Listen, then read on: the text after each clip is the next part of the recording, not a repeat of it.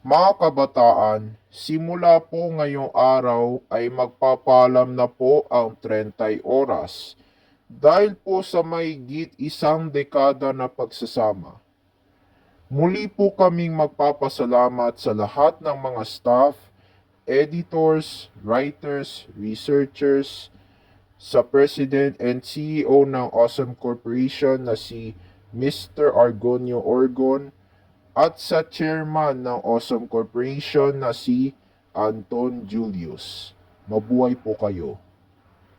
Mga kabataan, simula po sa Lunes, meron na po tayong bagong balitaan na magsaserve sa inyo ng balita. Ito po ang News Serve. Kasama nyo pa rin ako, si Joel Regan at si Chloe Nicole.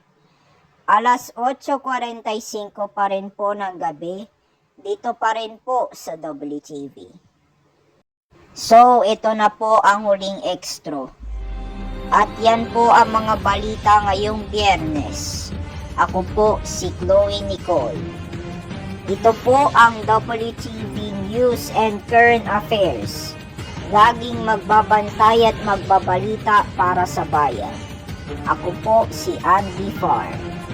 At ako naman si Joel Regan. Taos puso po kaming nagpapasalamat sa inyong pagsubaybay at panunood.